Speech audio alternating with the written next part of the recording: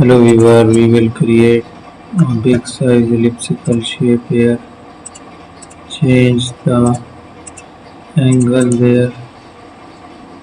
So add a paint around it. Let's have that structure. I will keep on editing. Let's use another shape. Create a structure here. Make that designs. We will use the similar shape again. Now we can use the eraser tool to make it more attractive and fascinating. Thank you for watching our video.